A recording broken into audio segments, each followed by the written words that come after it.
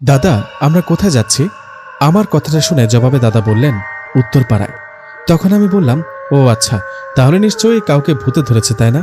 দাদা হেসে জবাব দিলেন, বাচ্চাদের মতো কথা বলিস, তাই না? চল, গেলেই দেখতে পারবি। আমি নাহিদ ইসলাম। এখন রাত 10টা। গ্রামে 10টা মানেই এক প্রকার অনেক রাত। দাদা আর আমি চাঁদের আলোতে হাঁটছি। আমার দাদা একজন কবিরাজ। আশপাশে ওনার বেশ নাম ডাক। আমার জিন ভূত তাড়ানো দেখতে ভালো লাগে, তাই আমি দাদার সাথে চলে যাই যেখানে দাদাকে ডাকা হয়। তেমনি একটা ঘটনার জন্য আমরা যাচ্ছি উত্তরপাড়ায়। যাই হোক, কিছুক্ষণ পর আমরা পৌঁছে গেলাম সেই বাড়িতে। সেখানে গিয়ে দেখি একটা মেয়েকে 2-3 জন মিলে ধরে রেখেছে। মেয়েটা চিৎকার করছে। সেখানে সবাই বলাবলি করছে কালি ধরেছে মেয়েটাকে। আমরা সেখানে পৌঁছানোর সাথে সাথে সে মেয়েটা দাদার উদ্দেশ্য করে রেগে চিৎকার করে বলতে লাগলো, তুই তুই কেন এখানে? তুই আমার কিছুই করতে পারবি না, যা চলে যা। তোর মতো কবিরাজ আমার চুলও ছিঁড়তে পারবে না। কথাটা শুনে দাদা মেয়েটার গালে একটা থাপ্পড় মারে। থাপ্পড়টা দেবার সাথে সাথে মেয়েটা জ্ঞান হারিয়ে মাটিতে পড়ে যায়। তখন সবাই ভয়ে মেয়েটার দিকে তাকিয়ে থাকেন, মেয়েটা আবার মারা গেল না তো। তখন দাদা বললেন, কেউ ভয় পাবেন না, মেয়েটার শরীর থেকে জিনটা চলে গেছে। এই বলে দাদা বলেন, আমাকে কেউ এক গ্লাস পানি দেন। দাদার কথা মতো একজন পানি নিয়ে আসেন। দাদা সেই পানিতে দোয়া কালাম পড়ে ফুঁ দেন, আর সেই পানি মেয়েটার শরীরে ছিটাতেই মেয়েটা জ্ঞান ফেরে। জ্ঞান ফেরার পর দাদা চেষ্টা করেন মেয়েটার শরীরে জিনটাকে হাজির করতে। কিছুক্ষণ পর জিনটা হাজির হন। হাজির হবার পর অনেকভাবে দাদাকে গালিগালাজ শুরু করেন আর ভয় দেখান। কিন্তু দাদা তাতে কোনো ভয় না পেয়ে জিনটাকে বলে মেয়েটাকে ছেড়ে চলে যেতে। কিন্তু কোনোভাবে জিনটা ছেড়ে চলে যেতে রাজি হচ্ছিল না। বেশ কিছুক্ষণ এইভাবে জিনটার সাথে দাদার তর্ক বিতর্ক হয়।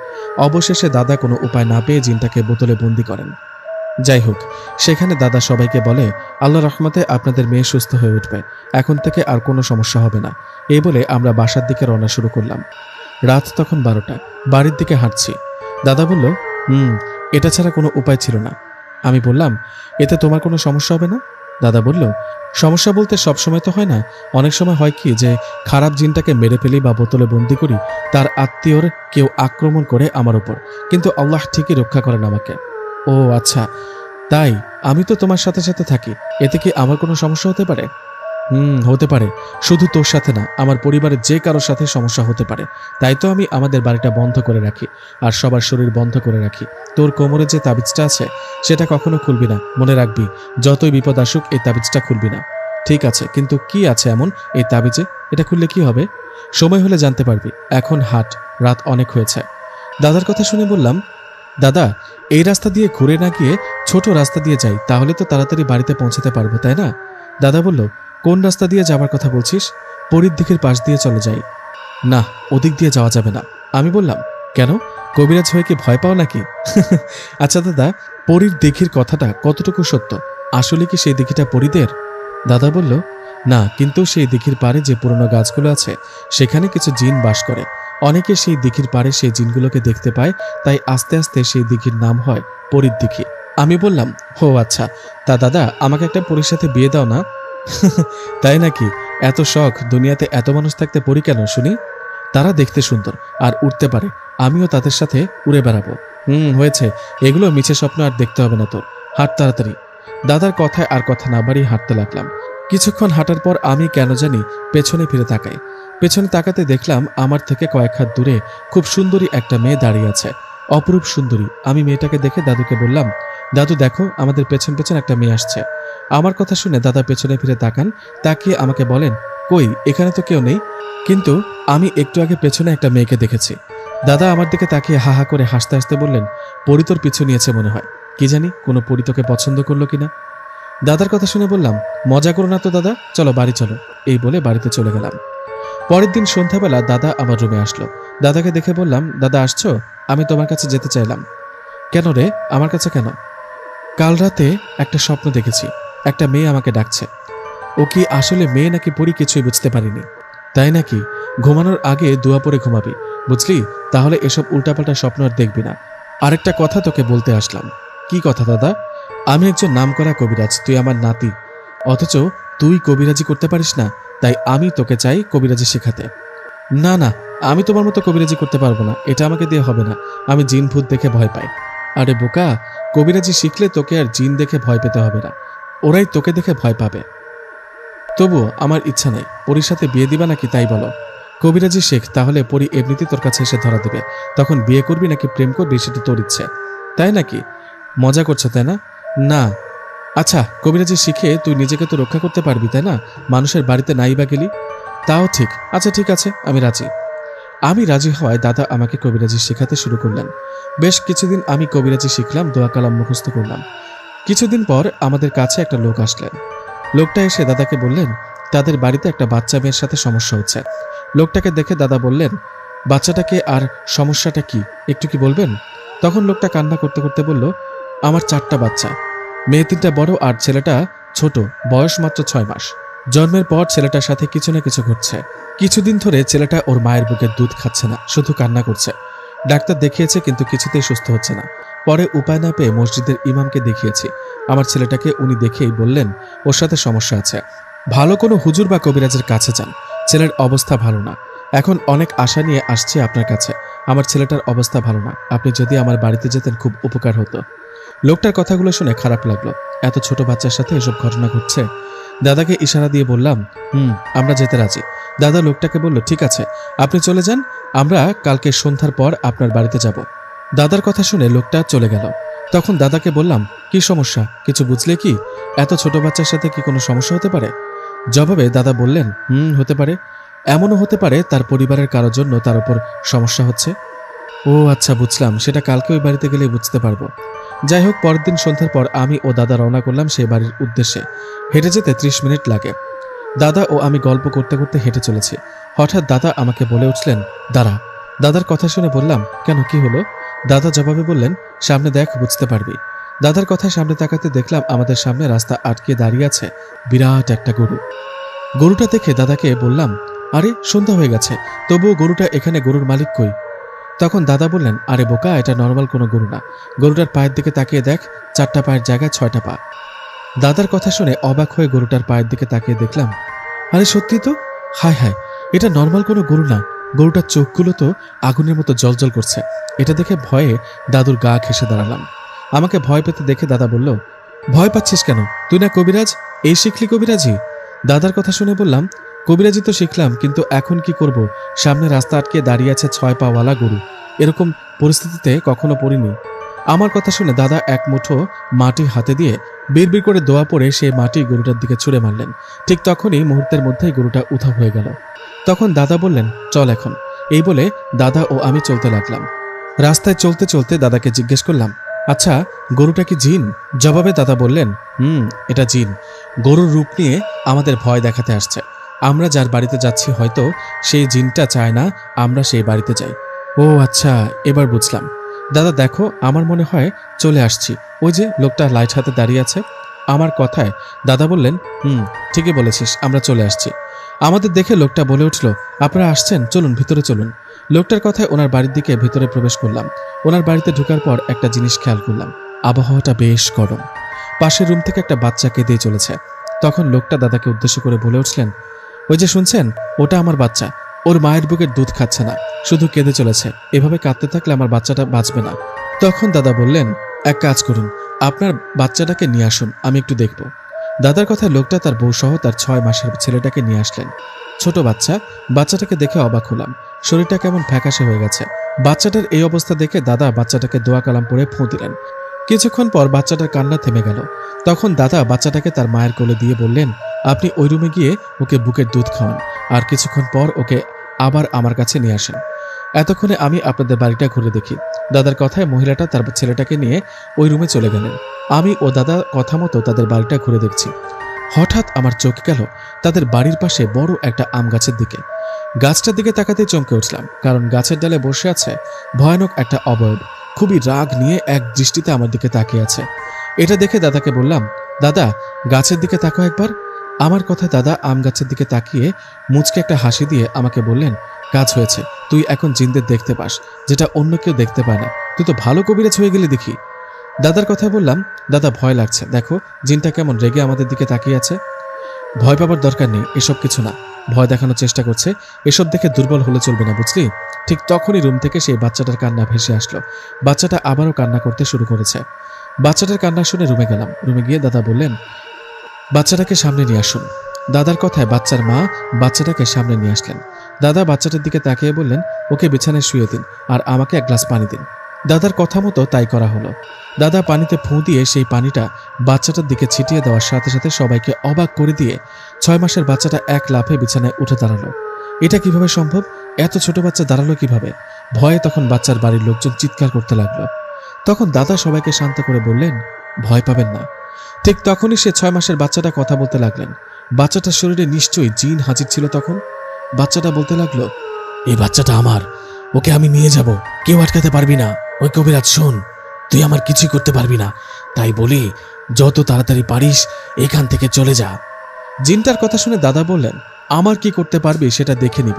এখন বল, এত ছোট বাচ্চার পেছনে কেন লাগলি তুই? কি বাচ্চাটাকে ছেড়ে চলে যাবি নাকি বোতলবন্দি করব? এই বলে দাদা বাচ্চাটার দিকে এগিয়ে যেতে লাগলেন। ঠিক তখনই বাচ্চাটা বিছানায় পড়ে গিয়ে কাঁদতে লাগলো। বাচ্চাটার শরীর থেকে হয়তো জিনটা চলে গেছে। তখন দাদা বললেন, ওকে কোলে নিন। বাচ্চার মা বাচ্চাটাকে কোলে নিলেন। বাচ্চাটা কিছুটা শান্ত হয়েছে এখন, কিন্তু বিপদ এখনো কাটেনি। যে কোনো সময় খারাপ জিনটা ক্ষতি করতে পারে বাচ্চাটার। দাদা বাচ্চার বাবাকে বললেন, আজ আর জিনটাকে হাজির করতে পারবো না, আপনার বাচ্চার অবস্থা ভালো না, আমি আজকে চলে যাই, আগামীকাল আসবো। লোকটা বললেন, কবিরাজ সাহেব, দয়া করে যাবেন না, আমার বাচ্চাটা যদি আবারও অসুস্থ হয় তখন কি হবে? তখন দাদা বললেন, চিন্তা করবেন না, আমি এই ঘরটা বন্ধ করে দিয়ে যাব, আপনার বাচ্চার শরীরটাও বন্ধ করে দিয়ে যাব, এতে আজকে রাতে কোনো সমস্যা হবে না। এই বলে দাদা বাচ্চাটার শরীরও ঘরটা বন্ধ করে দিল। এর কিছুক্ষণ পর আমি ও দাদা রওনা করলাম বাড়ির উদ্দেশ্যে। জ্যোৎস্না রাত, দুজনে গল্প করছি আর হাঁটছি। আমি দাদাকে উদ্দেশ্য করে বললাম, আচ্ছা দাদা, কি বুঝলে? বাচ্চাটার অবস্থা তো ভালো দেখছি না। তখন আমার পেছনে থেকে মোটা গলায় দাদা বললেন, অবস্থা ভালো না, বাচ্চাটা মারা যাবে, ওকে মেরে ফেলবো আর ওর রক্ত খাবো। কথাটা শুনে অবাক হয়ে বললাম, আরে কি বলো দাদা, পাগল হলো নাকি? কি সব বলছো? এই ভেবে পেছনে তাকালাম, এ কি, আপনি কে? দাদা কোথায়? দাদা, ও দাদা, কোথায় তুমি? আমার কথা শুনে আমার পেছনে থাকা ভয়ঙ্কর দেখতে একটা অবয়ব হা হা করে হেসে বলল, কোথায় তোর দাদা? আরে আরে কবিরাজের নাতি ভয় পেয়েছে নাকি? কতবার মানা করেছিলাম এই বাচ্চাটার বাড়ি থেকে চলে যা, কিন্তু দেখ, তোর দাদা কোনো কথাই শুনলো না, আমার পেছনেই লাগলো। এখন কি হবে? কোথায় যাবি তুই? এখন তোর রক্ত দিয়ে পিপাসা মেটাবো। এই বলে ভয়ঙ্কর অবয়বটা আমার দিকে এগোতে লাগলো।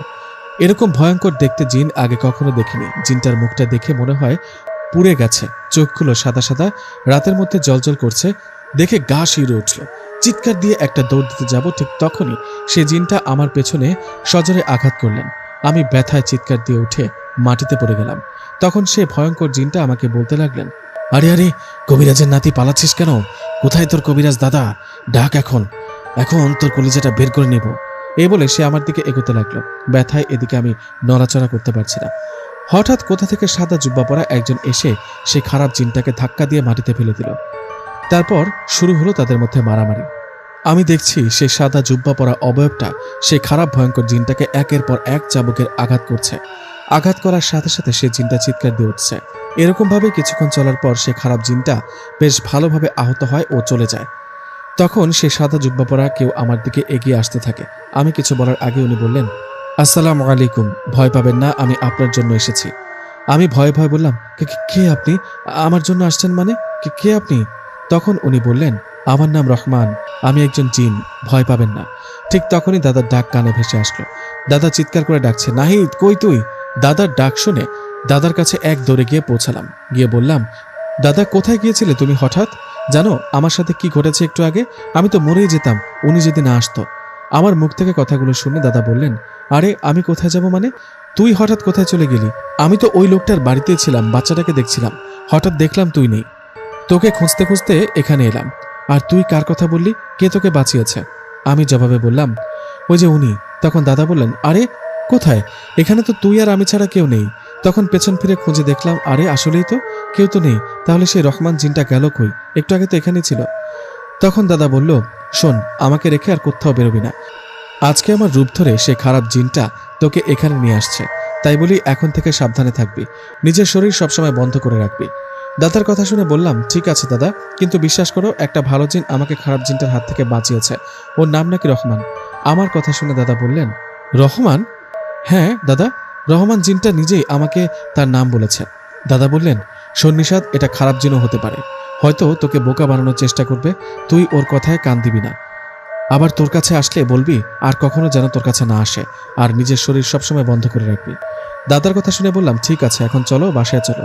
এই বলে দুজনে বাসায় চলে গেলাম। সে রাতে সেই রহমান জিন আমার কাছে আবার আসেন। আমি রুমেই ছিলাম। ওনাকে দেখে ভয়ে ভয়ে বললাম, আপনি আপনি আবার কেন আসছেন? চলে যান। আমার কথা শুনে রহমান জিন বলে উঠলেন, থামুন, ভয় পাবেন না, আমি সত্যি আপনার কোনো ক্ষতি করব না, আমি আপনার ভালোর জন্য আপনার কাছে আসি। ওনার কথার জবাবে আমি বললাম, না, আমার কাছে আসবেন না বললাম তো, দাদা মানা করেছেন। রহমান জিন আমাকে বললেন, আপনি শান্ত হন, আপনাকে একটা কথা বলি, আপনারা যে লোকটার বাড়ি থেকে আজকে আসলেন না, ওনার বাড়িতে কিন্তু বড় ধরনের সমস্যা আছে। ওনার কথা শুনে আমি বললাম, কোন লোকের কথা বলেন আপনি? আরে, আজকে যে বাড়িটাতে গিয়েছিলেন না, 6 মাসের বাচ্চাটা যে অসুস্থ, ওদের কথা বলছি। ওহ, কি সমস্যা আপনি জানেন নাকি? জানি। সত্যি জানেন? আচ্ছা বলেন তো তাহলে সমস্যা কি?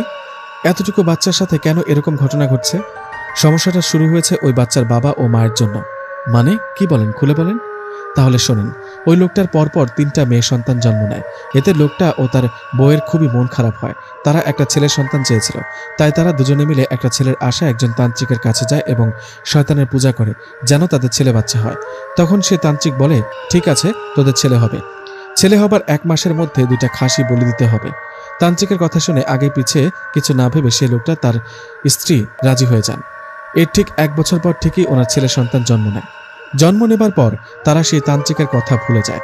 তারা যে ছাগল বলি দিতে চেয়েছিলেন সেটা আর দেয় না। তাই শয়তানের পূজারী জিন প্রতিশোধ নিতে এখন বাচ্চাটার পিছনে লেগেছে। এখন তারা এই বাচ্চাটাকেই চায়। এবার বুঝলেন তো আপনি সমস্যা কি? রহমান জিনের মুখে কথাগুলো শুনে বললাম, নাউজুবিল্লাহ, এটা কি করেছে এরা? এরা তো অনেক বড় পাপ করেছে। মহান আল্লাহ তাআলার কাছে বাচ্চা না চেয়ে শয়তানের কাছে চেয়েছে। এদের তো শাস্তি হওয়া উচিত। আমি সকাল হতেই দাদাকে বলবো ওনার বাসায় যেন আর না যান। ওদের মতো মানুষের এরকমই শাস্তি হওয়া উচিত। আমার কথা শুনে রহমান জিন বললেন, না, আপনারা কালকে ওনাদের বাড়িতে যাবেন। মানুষ ভুল করে বুঝতে পারে, ওনাদের ভালো হবার একটা সুযোগ করে দেয়া দরকার। হাতে বেশি সময় নেই, যা করার কালকে গিয়ে করবেন। এই বলে তিনি আমাকে সালাম দিয়ে চলে গেলেন। উনি চলে যাবার পর ভাবতে লাগলাম, মানুষ এরকম কাজও করতে পারে। তখন আরেকটা চিন্তাও মাথায় আসলো, আচ্ছা, এই রহমান জিন ইনি কে? হঠাৎ আমার সাথে দেখা করতে আসে কেনই বা? কারণ ছাড়া আমার উপকার করে? যাই হোক, রাত অনেক হওয়ায় তখন ঘুমিয়ে পড়ি। সকাল হতেই দাদাকে রাতে রহমান জিনের মুখে বলা সব কথাগুলো খুলে বলি। দাদা কথাগুলো শুনে বেশ অবাক হন। দাদা বলেন, তোমাকে না বলেছি রহমান তোমার কাছে আসলে তুমি মানা করবা, ওর কোনো কথাই শুনবা না? দাদার কথা শুনে জবাবে বললাম, দাদা, আমার মনে হয় কি রহমান জিন আসলেই ভালো। ভালোই যদি না হবেন তাহলে আমাকে বিপদ থেকে বাঁচালো কেন? কেনই বা সেই লোকটার বাড়ির সব ঘটনা খুলে বলল? থাম এবার, যখন বিপদে পড়বি তখন বুঝবি। আর শোন, আজকে বিকেলে যাব সেই বাড়িতে। বাচ্চাটার অবস্থা ভালো না, যে কোনো সময় সেই খারাপ জিনটা বাচ্চাটার কোনো ক্ষতি করতে পারে। যাই হোক, দাদার কথা মতো সেদিন বিকেলে চলে গেলাম সেই বাড়িতে। সেদিন আমি ও দাদা সেই বাড়িতে চলে গেলাম। বাচ্চাটা তখনও কাঁদছে। আমাদের দেখে বাচ্চার বাবা বলে উঠলেন, কবিরাজ সাহেব আসছেন, দেখুন আমার ছেলেটার অবস্থা আজকে আরো খারাপ। লোকটার কথা শুনে দাদা রেগে ওনাকে বললেন, অবস্থা তো খারাপ হবেই, সব আপনাদের জন্যই হয়েছে। আপনার এই খারাপ জিনটাকে আমন্ত্রণ দিয়ে নিয়ে আসছেন। দাদার কথা শুনে বাচ্চাটার বাবা বলে উঠলেন, কি বলেন কবিরাজ সাহেব? আমরা কিভাবে জিনকে আমন্ত্রণ দিয়ে নিয়ে আসবো? আমরা তো কিছু করিনি। তখন দাদা বললেন, অনেক হয়েছে, দয়া করে এবার চুপ করেন। আপনাদের পরপর 3টা মেয়ে হয়েছে বলে ছেলের সন্তানের জন্য শয়তানের পুজো কেমনে করতে পারলেন আপনারা, বলেন তো? আপনাদের ভুলের জন্য খারাপ জিনটা আপনাদের বাচ্চার পেছনে লেগেছে। এখন কি হবে? তখন লোকটা ও ওনার স্ত্রী মাথা নিচু করে বলে উঠলেন, আমরা ভুল করে ফেলেছি, মাফ করুন, দয়া করে আমার ছেলেকে বাঁচান। ওদের কথার জবাবে দাদা বললেন, আমার কাছে মাফ না চেয়ে আল্লাহর কাছে মাফ চান, আর তওবা করুন, এসব কাজ আর ভুলেও করবেন না। ছোট বাচ্চার মুখের দিকে তাকিয়ে আমি চেষ্টা করছি, দেখি কতদূর করতে পারি। আপনারা আমাকে 1 গ্লাস পানি দেন আর একটা ফুল এনে দেন। দাদার কথায় লোকটা একটা ফুল ও 1 গ্লাস পানি এনে দিলেন। এসব দেখে দাদাকে জিজ্ঞেস করলাম, কি করবে এখন? দাদা বললেন, জিনটাকে তোর ওপর হাজির করব। হাজির করে কথা বলে দেখি, যদি বেশি বাড়াবাড়ি করে, যদি বাচ্চাটার কাছ থেকে না যায়, তাহলে ওকে বোতলে বন্দি করব। দাদার কথা শুনে আর কথা না বাড়িয়ে বসে পড়লাম। দাদা আমার চারদিকে গোল বৃত্ত এঁকে দোয়া কালাম পড়তে লাগলেন। এর কিছুক্ষণ পর আমার কিছু মনে নেই, হয়তো জিনটা আমার শরীরে ভর করেছে। জিনটা আমার শরীরে ভর করার পর দাদা অনেকভাবে বোঝাতে থাকে জিনটাকে, কিন্তু জিনটা খুবই খারাপ ছিল। সে কোনোভাবে যাবে না, বাচ্চাটাকে নিয়েই যাবে। কিন্তু দাদা যেভাবেই হোক জিনটাকে ছাড়াবে। তাই দাদা জিনটাকে হুমকি দেন। দাদা জিনটাকে বলেন, তুই যদি এই বাচ্চাটাকে ছেড়ে না যাস তাহলে তোকে মেরে ফেলবো, নইলে বোতলে ভরবো। দাদার কথা শুনে জিনটা হাসতে হাসতে বলে, চিনিস আমাকে? জানিস আমি কোন বংশের? আমার কিছু হলে আমার ভাই তোকে ছাড়বে না, তোর বংশ নির্বংশ করবে। এসব বলে দাদাকে গালাগালি করতে থাকে। রাগে দাদা তখন সেই জিনটাকে বন্দি করেন আর বলেন, দেখি তোর কোন ভাই আমার কি করে, এখন বোতলে বন্দি থাক। জিনটাকে বন্দি করার পর দাদা সেই লোকটা আর তার স্ত্রীকে বলে, আল্লাহর রহমতে আপনাদের ছেলে সুস্থ হবে, আর ভুলেও কখনো এসব কাজ করবেন না, নামাজ পড়ুন, আল্লাহর কাছে মাফ চান। যাই হোক, সেখানে সবার কাছ থেকে বিদায় নিয়ে রওনা করলাম বাড়ির দিকে। ততক্ষণে সন্ধ্যা পার হয়ে গেছে, চারিদিকে অন্ধকার নেমে আসছে। দাদা আর আমি হাঁটছি গ্রামের রাস্তায় লোকজন তেমন একটা নেই বললেই চলে। আশেপাশে গাছগুলো হঠাৎ নড়েচড়ে উঠছে, মনে হচ্ছে গাছের ডালে কেউ বসে ঝাঁকি দিচ্ছে। এসব দেখে দাদাকে বললাম, দাদা কিছু বুঝতে পারছো? তাড়াতাড়ি হাঁট, পেছনে ফিরে তাকাবি না। দাদার কথায় ওনাকে বললাম, দাদা নিশ্চয়ই কোনো খারাপ জিন আমাদের পিছু নিয়েছে, হতে পারে, তোর শরীরটা বন্ধ করে নে। ঠিক তখনই সামনে থেকে একটা আওয়াজ আসলো, শরীর বন্ধ করলে কি হবে, আজকে তো বাঁচবি না। কথাটা শুনে থমকে গেলাম। সামনে 3-4টা কালো অবয়ব দাঁড়িয়ে আছে। এসব দেখে 2-1 পা পেছনে পিছালাম। ঠিক তখনই খেয়াল করলাম পেছনে কয়েকটা কালো অবয়ব দাঁড়িয়ে আছে। কি করব তখন কিছুই বুঝতে পারছিলাম না। মুহূর্তে আমাদের চারদিকে ঘিরে ধরলো হাজার হাজার কালো অবয়ব। যতদূর চোখ যায় আমরা শুধু কালো অবয়বগুলোকে দেখছি। অবয়বগুলোর মুখ দেখা যাচ্ছে না, সবগুলো ঘোমটা দেওয়া। ভয়ে তখন গলা শুকিয়ে যাচ্ছিল আমার। আমি দাদার হাত শক্ত করে ধরলাম। ঠিক তখনই ঝড়ের বেগে সেখানে উড়ে আসলো বিশাল এক ঈগল পাখি। এত বড় পাখি কখনো হতে পারে না। পাখির ডানার ছাপটায় মনে হচ্ছে আশেপাশে ঝড় শুরু হয়েছে। পাখিটা আমাদের সামনে এসে পড়লেন। পাখির পিঠে একজন বসে আছে। এসব দেখে এই প্রথম দাদা কবিরাজ হয়ে ভয় পেয়েছিলেন। আমি তো ভয় কাঁপছি। তখন ঈগলের পিঠ থেকে সেই অবয়বটা মাটিতে নামলেন। উনি নামার সাথে সাথে আশেপাশে যত কালো অবয়ব ছিল সবগুলো মাথা নিচু করে সম্মান করছে। বোঝা যাচ্ছে ইনি হয়তো এই জিনগুলোর প্রধান। সেই অবয়বটা দাদার উদ্দেশ্য করে বললেন, কিরে কবিরাজের বাচ্চা, বেশি বার বেড়ে গেছিস তাই না? তোর সাহস তো কম না, আমার ভাইকে বোতলবন্দি করিস। তখন দাদা বললেন, কে কে আপনার ভাই? তখন সেই অবয়বটা বললেন, ধনাই, আজকে যাকে বোতলে বন্দি করেছিস সে আমার ভাই, তোর সাহস দেখে বাঁচি না। দাদা বলল, সে তো অপরাধ করেছে তাই শাস্তি দিয়েছি, সে কেন বাচ্চাটার ক্ষতি করতে চায়? তখন সেই অবয়বটা দাদার দিকে গরম হয়ে তাকিয়ে বলে উঠলেন, আমার ভাই যার ইচ্ছে ক্ষতি করবে, তাতে তোর কি? এসব বলে সজোরে দাদাকে সামনে থেকে একটা আঘাত করলেন। দাদা ছিটকে পড়লেন মাটিতে। আমি দৌড়ে গেলাম দাদার কাছে। দাদার মুখ দিয়ে রক্ত আসছে। তখন অবয়বটা বললেন, দেখ, ভালো করে দেখ, তোর চারদিকে কত জিন। এইসব জিনের গুরু আমি প্রধান। আজকে তো তুই মরবি, সাথে তোর নাতিটাও। ঠিক তখনই মনে হলো আকাশ থেকে আগুন পড়ল, চারিদিকে আলোকিত হয়ে গেল কিছু মুহূর্তের জন্য। আমি খেয়াল করে দেখলাম রহমান জিন চলে আসছে সেখানে। ওনাকে দেখে মনে মনে একটু সাহস পেলাম। এদিকে খারাপ জিনটা রহমান জিনের দিকে তাকিয়ে রেগে বললেন, আর আমি মানুষের গোলাম, চলে যায় এখনই, নইলে এদের আগে তোকে মেরে ফেলবো। তখন রহমান জিন এক দৃষ্টিতে সেই খারাপ জিনটার দিকে তাকিয়ে বললেন, তাই নাকি? আমাকে মারবি, দেখি তোর কত দম, কত সৈন্য আছে তোর। তখন খারাপ জিনটা হাসতে হাসতে বলল, আমার সৈন্য, আমার 12,000 সৈন্য আছে। এখানে দেখছিস না তোর চারদিকে ঘিরে আছে? আমি যদি একটা ইশারা করি তাহলে এরা তোকে মাটিতে মিশিয়ে দেবে। তখন রহমান জিন মুচকে একটা হাসি দিয়ে তার ডান হাতটা উপরে তুলে ইশারা করলো। ঠিক তখনই মুহূর্তের মধ্যে চারিদিক থেকে আলোকিত হয়ে সাদা সাদা জুব্বা পরা অবয়বগুলো নিচে নেমে আসতে লাগলো। আর সে খারাপ জিনটার সৈন্যদের চাবুক দিয়ে একের পর এক আঘাত করতে লাগলো। চারিদিকে জিনদের মারামারি দেখে আমি ও দাদা ভয়ে জমে গেছি। আমরা কি করব? কি হচ্ছে এসব? আমার চারদিকে যুদ্ধ চলছে, তাও জিনদের মাঝে। কিছুক্ষণের মধ্যে সাদা জুব্বা পরা ভালো জিনগুলো খারাপ জিনগুলোকে মেরে ফেলল। এটা দেখে খারাপ জিনের প্রধান জিনটা দাদার দিকে তাকিয়ে বলল, আমার সব সৈন্যরা শেষ, এসব তোর কারণে হয়েছে। এই বলে খারাপ জিনটা দাদাকে উপরে তুলে সজোর একটা আছাড় দেন। দাদা মাটিতে পড়ে গুরুতর আহত হয়ে জ্ঞান হারিয়ে ফেলে। আমি দাদাকে ধরে চিৎকার করতে থাকি। ঠিক তখনই রহমান জিন সেই খারাপ জিনটাকে আঘাত করতে থাকে। কিছুক্ষণের মধ্যে সে খারাপ জিনটাকে শেকল দিয়ে বেঁধে ফেলে রহমান জিন। আমি চিৎকার করে কান্না করছি, ভেবেছিলাম দাদা হয়তো মারা গেছে। আমাকে শান্ত করে রহমান জিন বলেন, আপনি শান্ত হন, আপনার দাদা সুস্থ হবে। এখন আপনি বলেন, একে কি করব? মেরে ফেলবো নাকি আগুনে পুড়িয়ে মারবো? ওনার কথা শুনে আমি বললাম, আপনার যা ইচ্ছা তাই করুন, দয়া করে আমাদের বাড়িতে রেখে আসার ব্যবস্থা করুন, দাদা খুব অসুস্থ। রহমান জিন তখন আস্তে আস্তে দাদার কাছে এগিয়ে এসে দাদার কপালে তার দুটো আঙুল দিয়ে স্পর্শ করলেন আর বললেন, একটু পর আপনার দাদার জ্ঞান ফিরবে, আর কোনো ভয় নেই, জ্ঞান ফিরলে বাড়িতে চলে যাবেন। আপনার কি আর কোনো সাহায্য লাগবে? জবাবে আমি বললাম, না লাগবে না। আচ্ছা আমাকে একটা কথা বলুন তো, আপনি আমাকে সাহায্য করতে আসেন কেন? আমি কে বা এমন? তখন রহমান জিন মুচকে একটা হাসি দিয়ে বলল, জনাব, আপনি নিজেও জানেন না আপনি কতটা শক্তিশালী। আপনি নিজের জানেন না যে আপনার কাছে কতটা পাওয়ার আছে। যাই হোক, ভালো থাকবেন, আবার দেখা হবে। এই বলে রহমান জিন ও তার সৈন্যরা আমার দিকে ঘুরে মাথা নিচু করে সেখান থেকে চলে গেল। আমি বুঝতে পারছি না আমাকে এরা এত সম্মান কেন করছে। যাই হোক, জিনগুলো চলে যাবার পর ঠিকই দাদার জ্ঞান ফিরতেই আমি দাদাকে ধরে বাড়িতে চলে যাই।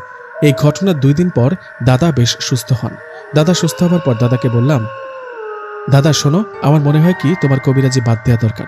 তুমি তো বুড়ো হয়েছে, তাই না? এখন এসব বাদ দাও। দাদা বলল, কেন রে, হঠাৎ এ কথা বলছিস কেন? বলছি কি আর সাথে, এতে তো তোমারই ক্ষতি হয়, তাই না? তুমি লোকেদের ভালোর জন্য দুষ্ট জিনদের তাড়িয়ে দাও, কাউকে বা বোতলবন্দি করো, কিন্তু সেই দুষ্ট জিনগুলোর পরিবারের কেউ আবার প্রতিশোধ নেবার জন্য তোমার ওপর আক্রমণ করে। একবার ভাবো, সেদিন যদি রহমান জিন না আসতো, তাহলে সেই খারাপ জিনটা তোমার সাথে আমাকেও মেরে ফেলতো। আমার মুখে কথাগুলো শুনে দাদা মাথা নিচু করে বললেন, জানিস, দুষ্ট বা খারাপ যে জিনই হোক না কেন, সে যতটা শক্তিশালী হোক না কেন, সে শুধু আমারই ক্ষতি করতে পারবে, কিন্তু তোর কোনো ক্ষতি করতে পারবে না। মানে? কেন দাদা, আমার ক্ষতি করতে পারবে না কেন? কারণ তোর পেছনে শক্তিশালী একজনের হাত আছে। সে থাকতে কোনো খারাপ জিন তো কিছুই করতে পারবে না তোর। দাদার কথাগুলো শুনে অবাক হয়ে দাদাকে বললাম, দাদা আমাকে বলো, আমার সাথে কে আছে? আমি কিভাবে শক্তিশালী হলাম? তোমার মতো সেই রহমান জিনও বলেছিল আমি নাকি অনেক শক্তিশালী। বলো আমাকে, তুমি নিশ্চয় জানো, বলো। তখন দাদা বলল, না জানি না, তোর এসব জানার দরকার নেই, সময় হলে ঠিকই জানতে পারবি। দাদার কথা শুনে বললাম, কখন সময় হবে? তুমি জানো কিন্তু বলছো না, তাই না? আমার মাঝে কি শক্তি আছে? ঠিক আছে, আমি একাই জেনে নেব। এই বলে রুমে চলে গেলাম। মনটা খারাপ, আমার সাথে কি হচ্ছে এসব। দাদা নিশ্চয় জানে আমার বিষয়ে, অজানা কিছু, কিন্তু সব এড়িয়ে যায়, বলতে চায় না। কি আর করার, মন খারাপ করে ঘুমিয়ে পড়লাম। জানি না রাত কয়টা বাজে, হঠাৎ আমার ঘুম ভেঙে গেল। ঘুম ভাঙতে আমি দেখলাম আমি খুব সুন্দর একটা জায়গায় শুয়ে আছি। চারিদিক থেকে সুগন্ধ ভেসে আসছে, মিষ্টি মিষ্টি বাতাস। এত সুন্দর জায়গা কখনো দেখিনি। হঠাৎ একজন সাদা জুব্বা পরা কেউ আমার কাছে এসে বলল, বাদশাহ হুজুর, রানী রোয়ানা আপনাকে ডাকছে, চলুন ওনার সাথে দেখা করবেন। ওনার কথা শুনে মনের অজান্তে চলতে লাগলাম ওনার সাথে। উনি সুন্দর একটা বাগানের মাঝ দিয়ে আমাকে একটা রাজপ্রাসাদে নিয়ে ঢুকলেন। আমি জিজ্ঞেস করলাম, এটা কার রাজপ্রাসাদ? তখন তিনি আমাকে বললেন, এটা আপনার রাজপ্রাসাদ বাদশাহ হুজুর। ওনার কথা শুনে অবাক হয়ে জিজ্ঞেস করলাম, আমার মানে কি বলেন এসব আবল তাবল? তখন উনি বললেন, সত্যি বলছি, আসুন আমার সাথে। এই কথা বলে উনি আমাকে সেই রাজপ্রাসাদের ভিতরে নিয়ে গেলেন। ওখানে গিয়ে দেখলাম আমার জন্য অনেকে অপেক্ষা করছে। সবাই দেখতে সুন্দর, মানুষেরা তো এত সুন্দর না। ভাবছিলাম আমি কোনো স্বপ্ন দেখছি না তো, এসব কি হচ্ছে। ঠিক তখনই ঘোমটা দেয়া সুন্দর পোশাক পরা একজন মহিলা ভেতর থেকে বেরিয়ে এলেন। ওনাকে দেখে সবাই মাথা নিচু করে সম্মান জানালেন। আমার পাশে থাকা একজনকে জিজ্ঞেস করলাম, কে উনি? তখন তিনি বললেন, উনি আমাদের রানী। রানী কথাটা শুনে আমিও মাথা নিচু করতে যাব, ঠিক তখনই রানী রোয়ানা আমাকে বললেন, থাক বাবা, তোমার মাথা নিচু করতে হবে না। এই বলে উনি আমার সামনে আসলেন, এসে তার মাথা থেকে ঘোমটা সরালেন। ঘোমটা সরাতে দেখলাম খুব সুন্দর একজন মহিলা খুব মায়াবী দৃষ্টিতে আমার দিকে তাকিয়ে আছে। হঠাৎ আমার মাথায় হাত বুলাতে বুলাতে বললেন, কেমন আছো বাবা? তোমার দাদা দাদি ওরা কেমন আছে? ওনার কথা শুনে কিছু না বলে ওনার দিকে তাকিয়ে রইলাম। কেন জানি না ওনাকে দেখতে ভালো লাগছিল, কেন জানি না ওনার জন্য খুব মায়া লাগছিল। তখন রানী আমাকে বললেন, কি চিন্তা করছো? জানো তুমি এখন কোথায় আছো? আমি বললাম, জানি না। কোথায় আমি? আপনারা কারা? তখন উনি আমাকে বললেন, ভয় পেও না, এখানে কেউ তোমার কোনো কিচ্ছু করবে না। তুমি জিনদের রাজ্যে আছো এখন। তোমার আশেপাশে যাদের দেখছো সবাই জিন, আর আমি জিন ও পরীদের রানী রোয়ানা। ওনার কথা শুনে মনে হলো আকাশ থেকে বললাম, এটা কি আসলে বাস্তব নাকি স্বপ্ন? ভয়ে ভয়ে ওনাকে বললাম, আমার কাছে কি চান? আমি তো মানুষ, আমাকে এখানে নিয়ে আসার কারণ কি? তখন উনি আমাকে বললেন, এটা তোমারই রাজপ্রাসাদ, তুমি হবে এই সব জিনদের বাদশা। ওনার কথা শুনে বলে উঠলাম, কি? আমি জিনের বাদশা হব? মানে কি? আমি কেন বাদশা হব? তখন রানী রোয়ানা আমাকে বললেন, সময় হলে বুঝবে, এখন বলো তুমি কি চাও, কেমন লাগছে রাজপ্রাসাদ? জবাবে আমি বললাম, জিনদের রাজ্য অনেক সুন্দর, কিন্তু আমি বাড়িতে যেতে চাই। আমার দাদা দাদি চিন্তা করছে নিশ্চয়ই, আর আমি ছাড়া ওদের কেউ নেই। আর হ্যাঁ, আপনি কে সত্যি করে বলেন তো? তখন উনি আমার দিকে তাকিয়ে মুচকে একটা হাসি দিয়ে বললেন, তোমার দাদাকে জিজ্ঞেস করো, উনি বলবেন। এখন যাও, পরে তোমাকে আবার আসতে হবে। এই কথাটা বলার সাথে সাথে আমার আর কিছু মনে নেই। জানি না হঠাৎ কি হলো আমার। আমি চোখ মেলে দেখি ঠিক আমার বিছানায় শুয়ে আছি। দিন হয়ে গেছে। আমি তাড়াহুড়ো করে উঠে এক দৌড়ে দাদার কাছে চলে গেলাম। আমাকে দেখে দাদা বললেন, কিরে, কি হয়েছে, তোর ভয় পেয়েছিস নাকি? তখন আমি বললাম, শুধু ভয় না, অনেক কিছু ঘটে গেছে, তুমি শুনলে অবাক হবে। তখন দাদা বললেন, কি হয়েছে বলতো একটু শুনি। দাদার কথা শুনে সব ঘটনা দাদাকে বলতে যাব, ঠিক তখনই দেখলাম দাদি আমার দিকে তাকিয়ে কান্না করছে। দাদির কান্না করা দেখে দাদাকে বললাম, দাদি কান্না করছে কেন, কি হয়েছে? তখন দাদা আমাকে অবাক করে দিয়ে বলল, তোকে 1 মাস ধরে দেখেনি তো, তাই ভেবেছে তুই আর ফিরবি না। দাদার মুখে কথাটা শুনে চমকে উঠে বললাম, মানে 1 মাস থেকে বাড়িতে নেই মানে কি? আমি তো কাল রাতে ঘুমালাম। তখন দাদা বললেন, নিশাত, তোর কাছে আমি আর কিছুই লুকাবো না। আমি জানি তুই কোথায় ছিলি। তুই জিনদের রাজ্যে গিয়েছিলি, তাই না? তুই জানিস তুই গত 1 মাস ধরে বাড়িতে নেই, অথচ তোর মনে হয়েছিল কয়েক ঘন্টার জন্য তুই জিনদের রাজ্যে ছিলি।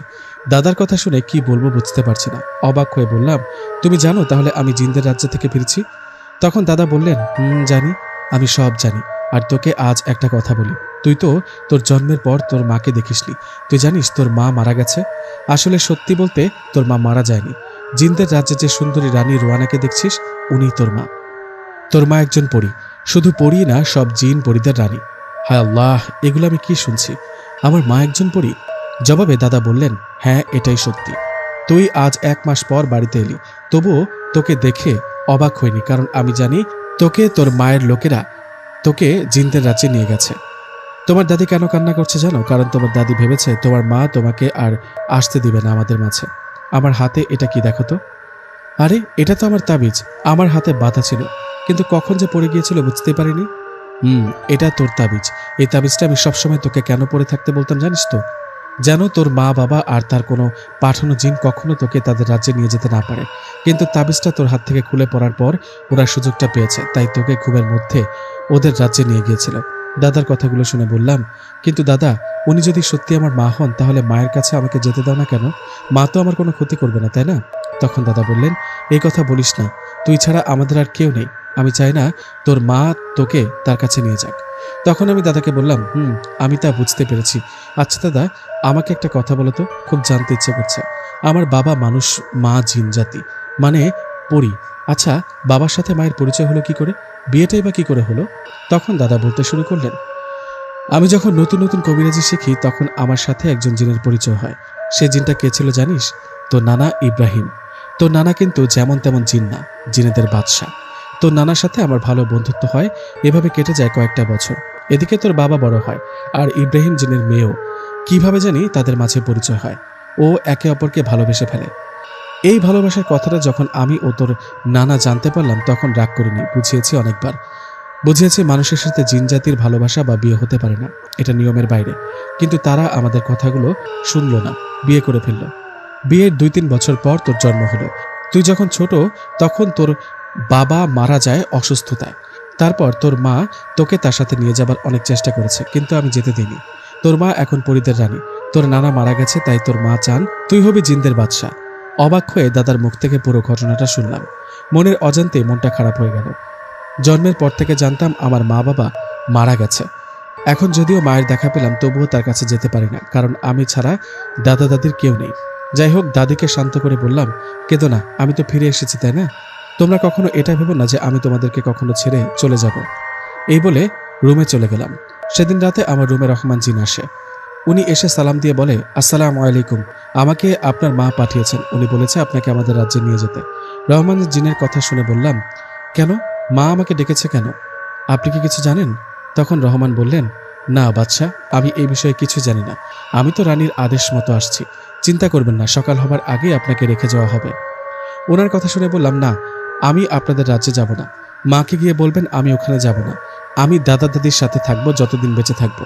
তখন রহমান জিন বলল, কিন্তু কোনো কিন্তু নয়, আপনি গিয়ে বলেন আমি আসতে রাজি হইনি। আমার কথা শুনে রহমান জিন চলে গেলেন। এর বেশ কিছুক্ষণ পর আমি ঘুমিয়ে গেলাম। ভেবেছিলাম ঘুমানোর পর কি হবে না হবে সব স্বাভাবিক হবে, কিন্তু না, আমাকে ঘুমের মাঝে জিনদের রাজ্যে নিয়ে যাওয়া হয়। আমার ঘুম যখন ভেঙে যায়, তখন আমি নিজেকে দেখি প্রাসাদে। আমি নিজেকে প্রাসাদে দেখে বুঝতে পারি মায়ের আদেশে আমাকে নিয়ে আসা হয়েছে। এদিকে আমি ঘুম থেকে উঠতেই একজন জিন এসে বলল, আপনি উঠেছেন? চলুন চলুন, রানীমা আপনারই অপেক্ষা করছেন। ওনার কথায় ওনার সাথে অন্য রুমে গিয়ে দেখলাম রানীমা মানে আমার মা বসে আছে। আমাকে দেখে মা আমার কাছে এসে আমাকে জড়িয়ে ধরে কান্না ভরা চোখে বলল, বাবা আসছো? বলছিলাম না আমার কাছে আবার আসতে হবে? মায়ের কথা শুনে আমিও কান্না ভরা চোখে বললাম, মা, এটা কিন্তু ঠিক হলো না। আমি না করার পরও আমাকে কেন নিয়ে আসা হলো? মা বললেন, বাবা এমনটা বলছো কেন? এটা তোমার রাজ্য। তোমার নানা ছিল জিনেদের বাদশা। বংশের নিয়ম অনুযায়ী তোমার নানা মারা যাওয়ার পর আমি এই জিন পরীদের রানী হই। এখন আমার পর তুমি হবা তোমার নানার মতো জিনের বাদশা।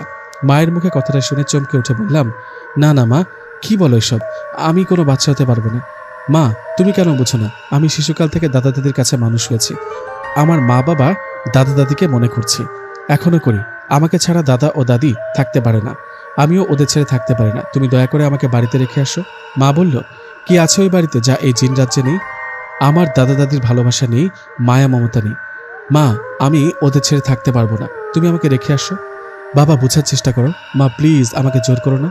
আচ্ছা ঠিক আছে, এই বলে মা একটা জিনকে আদেশ করায় সে জিনটা আমাকে বাড়িতে রেখে আসলেন। এদিকে আমি বাড়িতে ফেরার পর দাদা দাদি অনেক খুশি হলেন, আমিও দাদা দাদিকে সব খুলে বললাম।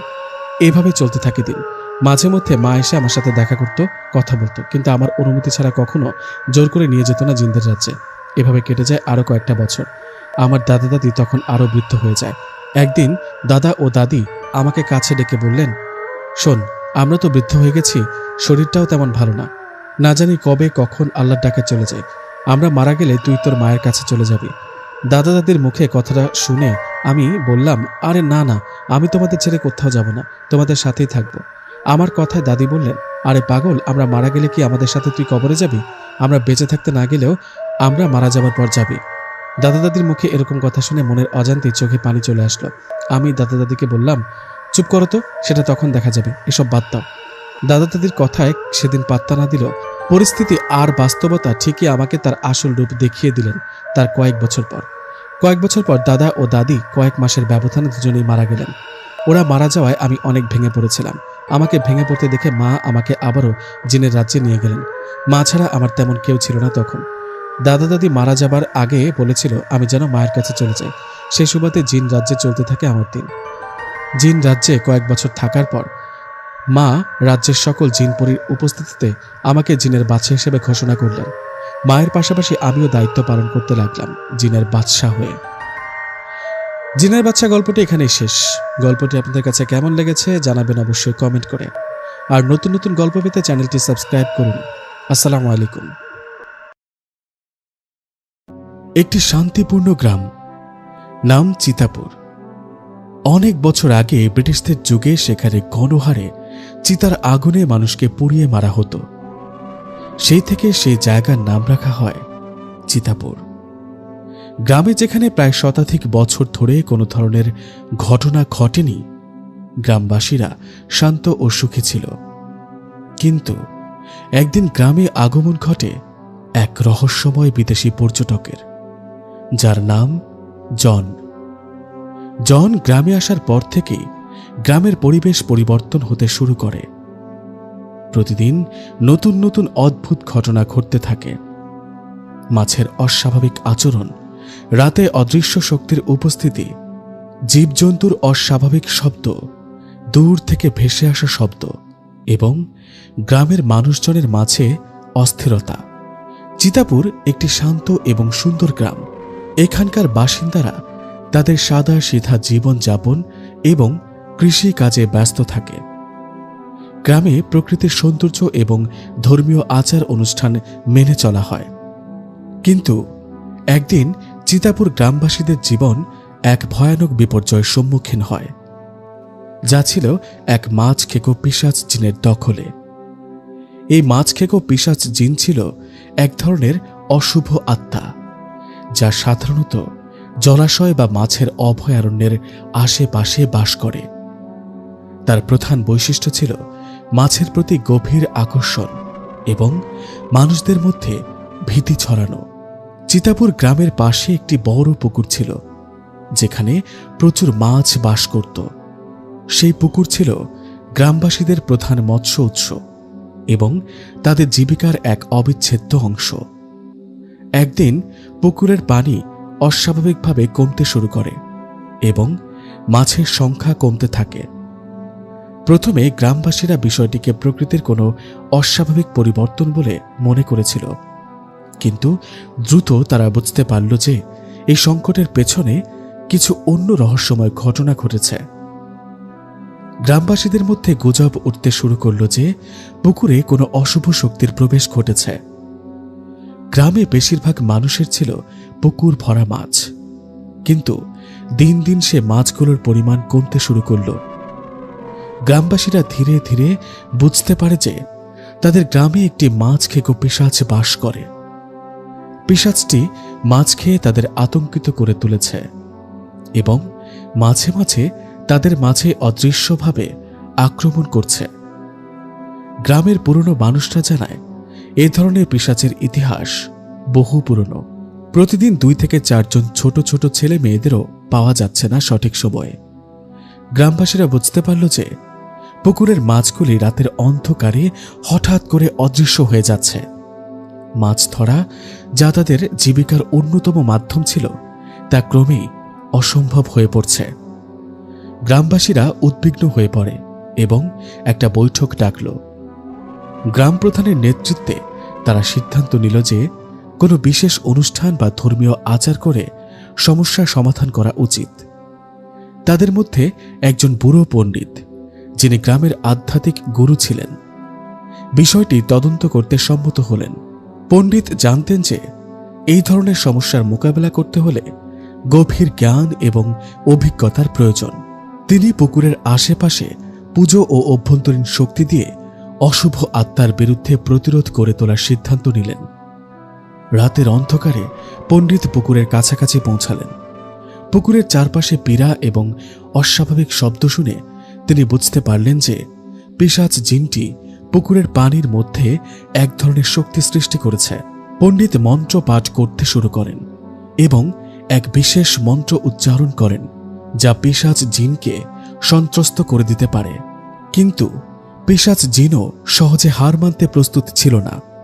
পিশাচ জিনটি পণ্ডিতের মন্ত্রের বিরুদ্ধে প্রতিরোধ গড়ে তোলার চেষ্টা করছিল এবং পণ্ডিতের আশেপাশে অন্ধকার ছড়িয়ে দিতে লাগল। পণ্ডিত তার শক্তি দিয়ে প্রতিরোধ চালিয়ে যান। গ্রামের অন্যান্য লোকেরা পণ্ডিতের সাহসিকতা দেখে ভীত হলেও তাদের আশা ছিল যে পণ্ডিত শীঘ্রই সমস্যার সমাধান করবেন। পণ্ডিত তার মন্ত্র ও ধর্মীয় আচার অনুষ্ঠানের মাধ্যমে পিশাচ জিনের বিরুদ্ধে শক্তি সঞ্চয় করতে থাকেন। ধীরে ধীরে পিশাচ জিনের শক্তি কমতে শুরু করে। রাতের অন্ধকার কাটিয়ে পণ্ডিত তার আধ্যাত্মিক শক্তি দিয়ে পিশাচ জিনকে প্রেরণ করেন। অবশেষে পিশাচ জিনের দখল থেকে মুক্তি পায় পুকুর এবং মাছেরা আবার ফিরে আসে। জন পিশাচের রহস্য সমাধানের চেষ্টা করেন। সে জানতে পারে যে পিশাচটি আসলে একটি প্রাচীন জিনের অধীনস্থ। জিনের মন্দ আত্মা একটি পুরনো কুঠি থেকে মুক্তি পেয়ে গ্রামে আসছে। জন এবং গ্রামবাসীরা একত্রিত হয়ে এই জিনকে দমন করার পরিকল্পনা করে। জন ও গ্রামবাসীরা জিনের বাসস্থানে পৌঁছানোর পর তারা দেখতে পায় যে জিনের শক্তি খুবই ভয়ঙ্কর এবং তার দখলে গ্রামবাসীদের জীবন বিপন্ন।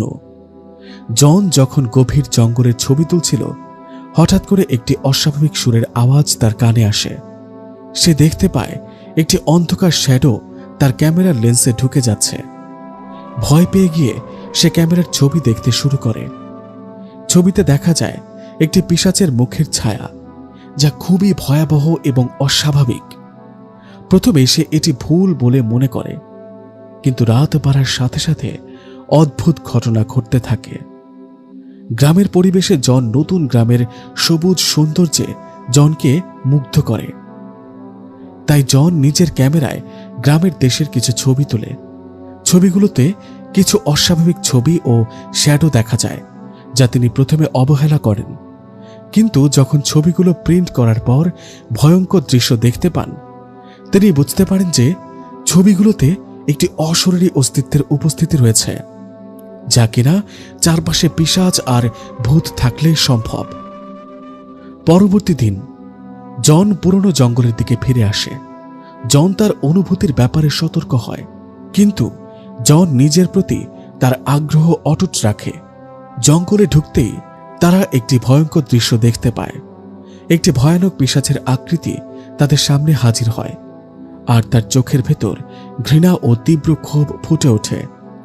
পিশাচটি তাদের উপর আক্রমণ শুরু করে এবং জন পালাতে বাধ্য হয়। জন বিষয়টি জানাতে শহরের স্থানীয় বিশেষজ্ঞদের কাছে যায়। তাদের মধ্যে একজন পণ্ডিত ডক্টর রায় তাকে জানান যে ছবিগুলো একটি প্রাচীন পিশাচের অস্তিত্বের প্রমাণ। পিশাচটি একসময় এখানে একটি পুরনো দুর্গে বসবাস করত এবং তার আত্মা আজও সেখানকার ধ্বংসাবশেষে বাস করছে। জন একটি পুরনো দুর্গের খোঁজে বের হয়, যাতে তারা সত্যতা জানাতে পারে। পুরনো দুর্গে পৌঁছানোর পর জন দ্রুত বুঝতে পারে যে দুর্গের ভেতর একটি ভয়াবহ অশরীরী শক্তি রয়েছে। পিশাচের প্রভাব তাদের মনের ওপর প্রবল প্রভাব ফেলতে থাকে, আর তারা একে একে বিভ্রান্ত হতে শুরু করে। জন এখন দুঃস্বপ্নের মধ্যে বন্দী হয়ে পড়ে এবং তাদের বোঝা উচিত কিভাবে তারা এই প্রেতাত্মার হাত থেকে মুক্তি পাবে। শেষ পর্যন্ত জন একটি পুরনো পাণ্ডুলিপি খুঁজে পায়, যা তাদের পিশাচের রহস্য উদ্ঘাটনে সাহায্য করে। তারা জানতে পারে যে পিশাচটি একসময় একটি অবিচারের শিকার হয়েছিল এবং তার আত্মা শান্তি না পাওয়া পর্যন্ত শান্ত হবে না। জন পিশাচের আত্মার শান্তি নিশ্চিত করতে একটি চ্যালেঞ্জিং উদ্যোগ গ্রহণ করে। হঠাৎ জনের মনে পড়ল, পিশাচ বা ভূত প্রেতের মতো অশুভ শক্তি থেকে মুক্তি পেতে অনেক লোক পণ্ডিত বা বিশেষজ্ঞদের সাহায্য নেন। এই ধরনের সমস্যার সমাধান সাধারণত ধর্মীয় বা আধ্যাত্মিক পদ্ধতির মাধ্যমে করা হয়। পণ্ডিতরা সাধারণত ধর্মীয় পূজা, আচার বা অনুষ্ঠান করার পরামর্শ দেন। এগুলির মধ্যে রয়েছে যজ্ঞ, হোম বা শুদ্ধি কীর্তন। বিশেষ মন্ত্র বা শ্লোক পাঠ করার মাধ্যমে পিশাচের প্রভাব কমানোর চেষ্টা করা হয়। সাধারণত এই মন্ত্রগুলো পণ্ডিতের দ্বারা নির্ধারিত হয়। পুরাণ, বেদ বা শাস্ত্র পাঠ করা হতে পারে পিশাচের প্রভাব কাটানোর জন্য একটি উপায়। কিছু ক্ষেত্রে তন্ত্র বা বিশেষ আধ্যাত্মিক পদ্ধতি ব্যবহার করা হতে পারে। পণ্ডিতরা বাড়ি বা স্থান শুদ্ধিকরণের জন্য বিশেষ পদ্ধতি ব্যবহার করতে পারেন, যেমন ধূপ, দাওয়াত বা অন্যান্য ধর্মীয় উপকরণ ব্যবহার করে। অনেক সময় ধর্মীয় জায়গা যেমন মন্দিরে গিয়ে বিশেষ আচার বা পুজো করা হয়। সব মিলিয়ে জন একজন পণ্ডিতের কাছে যাবে বলে সিদ্ধান্ত নিল। তার সঙ্গে ছিল একটি ছোট ব্যাগ, যাতে কিছু খাবার ও একটি পুরনো বই ছিল। সে আশাবাদী ছিল যে পণ্ডিতের পরামর্শে গ্রামের মানুষের জীবন পরিবর্তিত হবে। রাস্তায় যেতে যেতে জন বেশ চিন্তায় ছিল, কিন্তু তার মুখে এক ধরনের উৎসাহ ছিল। যখন জন রাস্তায় চলছিল, তখন সে দেখতে পেল যে রাস্তায় একটি অস্বাভাবিক ঘটনা ঘটছে। কিছু দূরে সে একটি রহস্যময় অন্ধকার ছায়া দেখতে পেল। প্রথমে জন মনে করেছিল এটি হয়তো কোনো গাছের ছায়া বা মেঘের ধ্বংসাত্মক প্রভাব, কিন্তু যত কাছে এগিয়ে গেল ততই জন বুঝতে পারল যে এটি একটি পিশাচ, যেটি তাকে আক্রমণ করার জন্য প্রস্তুত ছিল। পিশাচটি ছিল এক ধরনের অদ্ভুত জীব, যার চেহারা ভয়ঙ্কর এবং যার অশুভ উদ্দেশ্য স্পষ্ট। জনের দৃষ্টি আকর্ষণ করে পিশাচটি বলল, তুমি পণ্ডিতের কাছে যাওয়ার চেষ্টা করছো? আমি তোমার পথ বন্ধ করে দেব। জন প্রথমে ভয় পেয়েছিল, কিন্তু কিছুক্ষণ পর সে সিদ্ধান্ত নিল যে সে ভয়কে পরাস্ত করবে।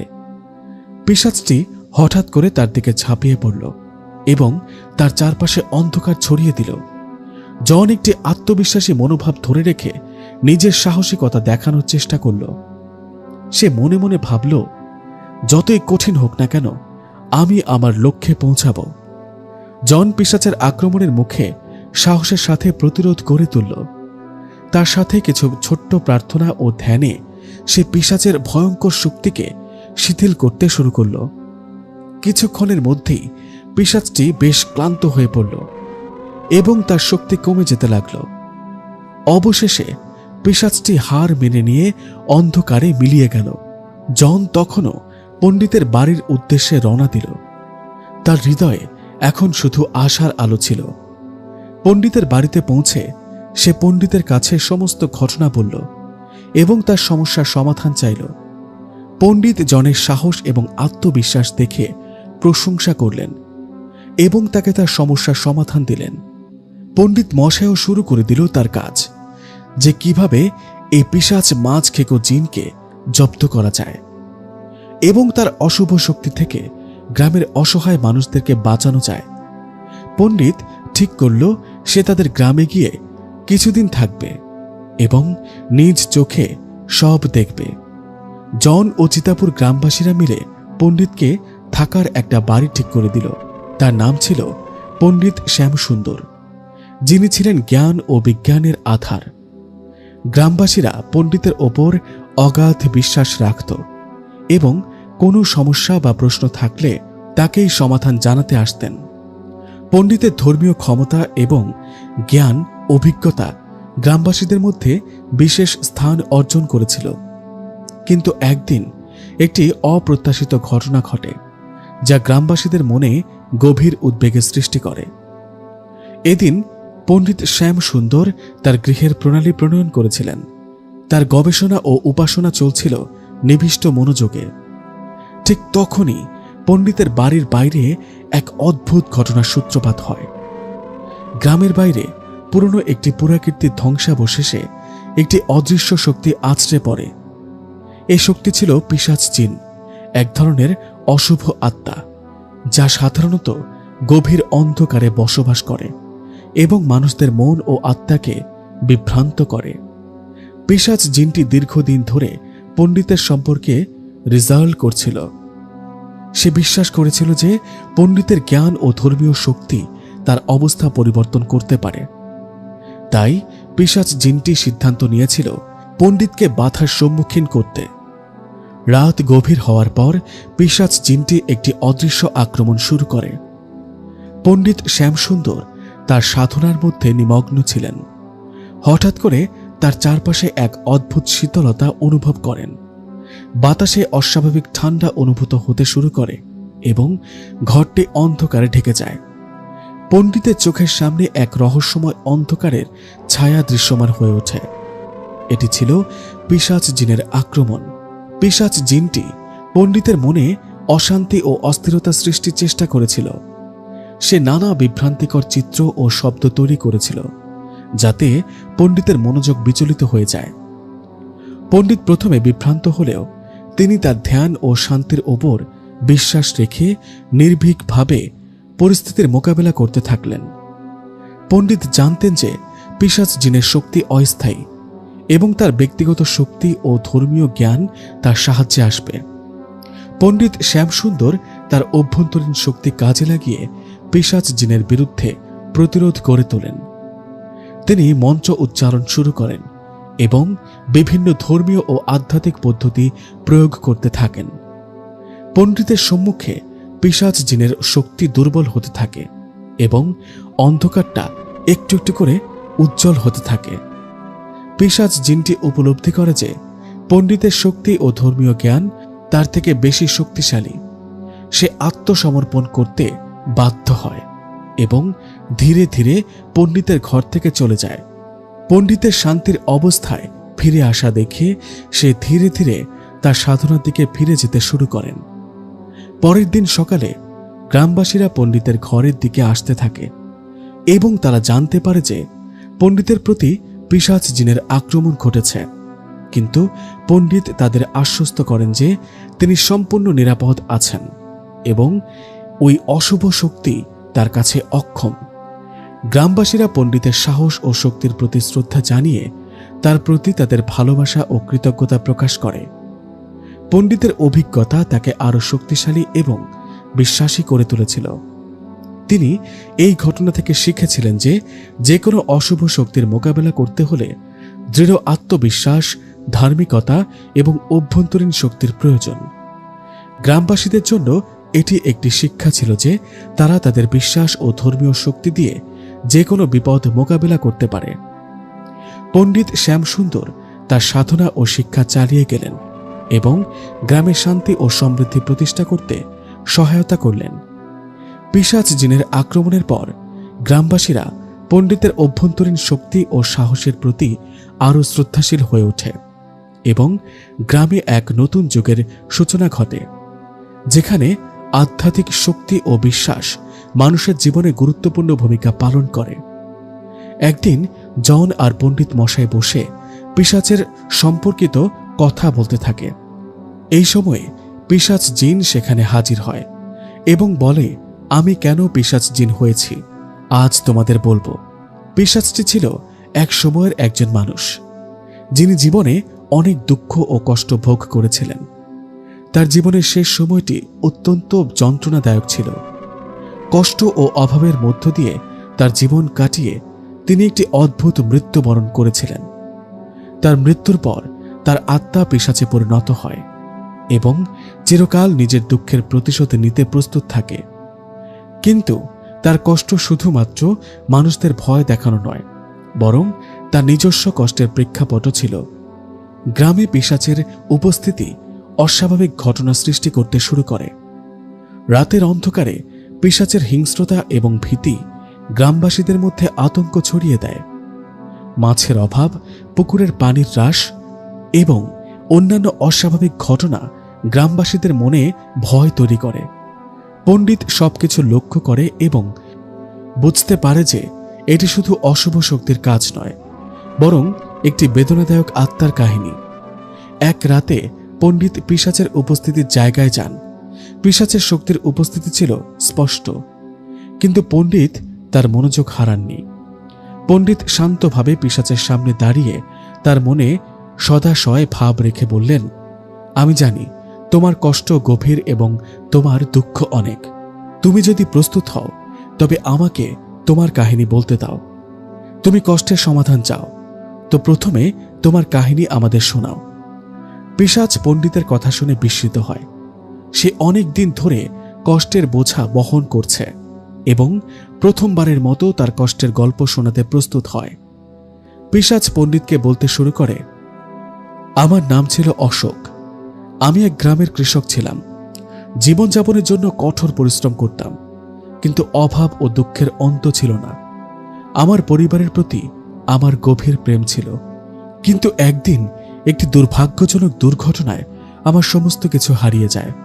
আমার ক্ষেত, পরিবারের সদস্য এবং সবকিছু এক ঝটকায় চলে যায়। আমি অভাবে পড়ে যাই এবং আমার শেষ সময়টি অত্যন্ত কষ্টকর হয়ে ওঠে। মৃত্যুর পর আমার আত্মা শান্তি পায়নি এবং পিশাচের ভূত হয়ে রয়ে গেছি। আমি অবিরাম কষ্ট ভোগ করছি এবং আমাকে শান্তি দেওয়া হয়নি। আমার কষ্টের প্রতিশোধ নিয়ে আমি এভাবে মানুষের মাঝে ভীতির সঞ্চার করেছি, কিন্তু আমার কষ্টের আসল কারণ কেউ জানেনি। পিশাচের কথা শুনে পণ্ডিত গভীরভাবে চিন্তিত হয়ে ওঠেন। তিনি বুঝতে পারেন যে পিশাচের কষ্টের মূল কারণ ছিল তার অসম্পূর্ণ জীবন এবং মৃত্যুর পরের অশান্তি। পণ্ডিত পিশাচকে সান্ত্বনা দিতে শুরু করেন, তাকে শান্তি ও মুক্তির পথ দেখানোর প্রস্তাব দেন। পণ্ডিত বলেন, তোমার কষ্ট বোঝার জন্য এবং মুক্তির জন্য তোমাকে তোমার অতীত জীবনের পাপগুলি পরিশোধ করতে হবে। তুমি যদি সত্যিকারভাবে শান্তি চাও তবে তুমি তোমার পাপগুলো মেনে নিয়ে ধর্মীয় আচার অনুষ্ঠানের মাধ্যমে পুণ্য অর্জন করতে হবে। আমি তোমাকে এই পথ দেখাতে সাহায্য করতে পারি। পিশাচ পণ্ডিতের কথা শুনে এক ধরনের আশার আলো দেখতে পায়। পণ্ডিত তার জন্য বিশেষ একটি ধর্মীয় অনুষ্ঠান আয়োজন করেন, যেখানে পিশাচের আত্মার জন্য প্রার্থনা ও পুণ্য অর্জনের আচার করা হয়। গ্রামবাসীরা পণ্ডিতের নির্দেশনায় পিশাচের আত্মার জন্য প্রার্থনা করেন এবং তার কষ্টের শেষ হয়। পিশাচের আত্মা ধীরে ধীরে শান্তি লাভ করে এবং তাকে মুক্তি প্রদান করা হয়। গ্রামবাসীরা পণ্ডিতের এই সাহসিকতা ও দয়ার জন্য কৃতজ্ঞতা প্রকাশ করে। পণ্ডিতের কাজ ছিল কেবল সমস্যার সমাধান করা নয়, বরং কষ্টের গভীরে গিয়ে শান্তি প্রদান করা। এই ঘটনা গ্রামে একটি শিক্ষা হয়ে ওঠে। যে কোনো সমস্যার পেছনে কেবলমাত্র অশুভ শক্তি নয়, বরং একটি কষ্ট ভরা আত্মার কাহিনী থাকতে পারে। পণ্ডিতের সাহায্যে এবং সাহসিকতায় চিতাপুর গ্রামের শান্তি ফিরে আসে এবং গ্রামবাসীরা পুনরায় তাদের স্বাভাবিক জীবনযাত্রায় ফিরে যায়। পিশাচের কাহিনী ছিল এক গভীর শিক্ষা, যা গ্রামবাসীদের মধ্যে সহানুভূতি এবং ধর্মীয় শক্তির গুরুত্বকে আরও দৃঢ় করে তোলে। গ্রামে পিশাচের উপস্থিতি অস্বাভাবিক ঘটনা সৃষ্টি করতে শুরু করে। রাতের অন্ধকারে পিশাচের হিংস্রতা এবং ভীতি গ্রামবাসীদের মধ্যে আতঙ্ক ছড়িয়ে দেয়। মাছের অভাব, পুকুরের পানির হ্রাস এবং অন্যান্য অস্বাভাবিক ঘটনা গ্রামবাসীদের মনে ভয় তৈরি করে। পণ্ডিত সবকিছু লক্ষ্য করে এবং বুঝতে পারে যে এটি শুধু অশুভ শক্তির কাজ নয়, বরং একটি বেদনাদায়ক আত্মার কাহিনী। এক রাতে পণ্ডিত পিশাচের উপস্থিতির জায়গায় যান। পিশাচের শক্তির উপস্থিতি ছিল স্পষ্ট, কিন্তু পণ্ডিত তার মনোযোগ হারাননি। পণ্ডিত শান্তভাবে পিশাচের সামনে দাঁড়িয়ে তার মনে সদাশয় ভাব রেখে বললেন, আমি জানি তোমার কষ্ট গভীর এবং তোমার দুঃখ অনেক। তুমি যদি প্রস্তুত হও তবে আমাকে তোমার কাহিনী বলতে দাও। আজ এ পর্যন্তই। দেখা হবে আবারও পরবর্তী ভিডিওতে। আল্লাহ হাফেজ।